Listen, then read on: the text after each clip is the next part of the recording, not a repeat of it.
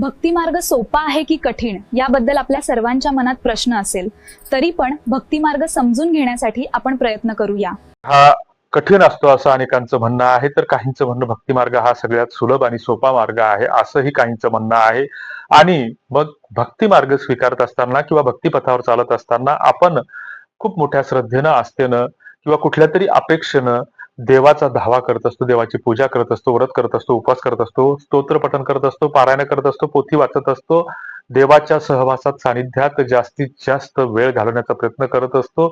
मात्र तरीही देव करत असताना खेळ मागे लागतो किंवा संकट ही संपत नाही, एक संपलं तर दुसरं तयार होतं आणि मग आपण कुठेतरी मनाची समजूत काढतो की देव केला की खेळ मागे लागतो, किंवा आपण असंही म्हणतो की देव आपली कसोटी पाहत असतो किंवा परीक्षा पाहत असतो। मात्र काही जाणकारांच्या म्हणण्यानुसार असं याबद्दल सांगितलं जातं की आपल्याकडे ज्या काही दोन परंपरा आहेत, तर त्या दोन परंपरा म्हणजे एक पहिली वैदिक आपली हिंदू धर्माची परंपरा आणि दुसरी हिंदूचीच दुसरं अंग असलेली वारकरी भागवत धर्माची परंपरा। या दोन्ही परंपरा एकमेकांना समांतर असल्या तरी एकमेकांपासून वेगळ्या आहेत। की याच्यामध्ये जी काही वैदिक परंपरा आहे, तर ती वैदिक परंपरा ही व्रत, उपवास आणि अनेक ईश्वरांना मानणारी आहे, कर्मकांडावर आधारित आहे, मंत्रोच्चारावर आधारित आहे, यज्ञ, होम, हवन या गोष्टीवर आधारित आहे। मात्र वारकरी परंपरेमध्ये या गोष्टीला स्थान नाही किंवा मान्यता नाही। वारकरी परंपरेमध्ये एकेश्वरवाद म्हणजे एकाच ईश्वराला मानण्याची प्रथा आहे आणि आभूषण जे आहे तर तुळशीची माळा ही त्याला अतिशय पवित्र समजली जाते।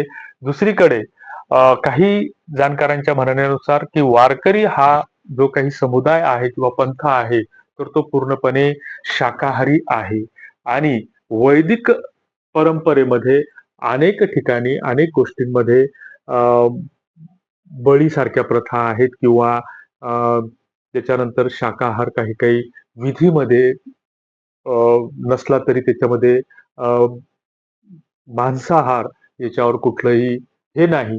आणि मग हे करत असताना बऱ्याचदा काय होतं की वारकरी परंपरा आणि वैदिक परंपरा या दोन्हीची कुठेतरी आपण सरमिसळ करतो आणि मग सरमिसळ करत असताना मग जर वैदिक परंपरेमध्ये जर एखादा मंत्र म्हटल्यानं जर त्याची अपेक्षित फलश्रुती जर भेटत असेल, तर मग तो मंत्र विशिष्ट पद्धतीने म्हटला गेला पाहिजे। त्याचा उच्चार, त्याची बैठक व्यवस्था, आसन व्यवस्था, आजूबाजूचं वातावरण याच्याबद्दल जे काही यम नियम किंवा विधी आहेत, तर ह्या गोष्टीचं पालन आपल्याकडून कुठेतरी होत नाही आणि मग तिथे कुठेतरी सकारात्मक ऊर्जा तयार होण्याऐवजी कुठेतरी मग नकारात्मक ऊर्जा तयार होते आणि मग होणारं काम बिघडून जातं किंवा संकट आपल्यावर सुरूच असतात, असे काही जाणकारांचं या क्षेत्रातील म्हणणं आहे।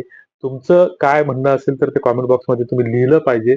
मात्र वारकरी परंपरा जी आहे, तर ती अतिशय साधी, सरळ, सोपी आहे आणि या परंपरेमध्ये कुठलाही जातीभेद नाही, अहंभाव नाही किंवा उच्च-नीच ही भेदभावना नाही।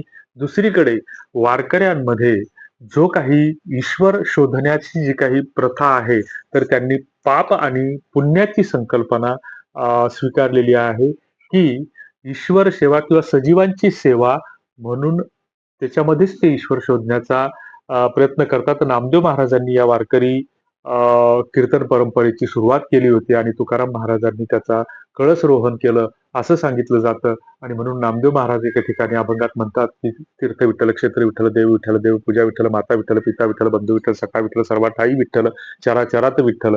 आणि मग सगळ्याच गोष्टींमध्ये विठ्ठल आहे आणि म्हणूनच संत म्हणतात लहानपण देगा देवा, मुंगी साखर चारवा। तर त्याच्या मागे तीच भूमिका आहे की कुठल्याही सजीवाला इजा झाली नाही पाहिजे। तेच सांगत असताना तुकाराम महाराज सुद्धा सांगतात की वृक्ष वेली आम्हा सोयरी वनचरे, म्हणजे वृक्ष आणि वेली सोबत ते सोयरी पण सांगतात। मात्र आपण काय करतो की निसर्ग तत्वाची नासधूस आपण करतो।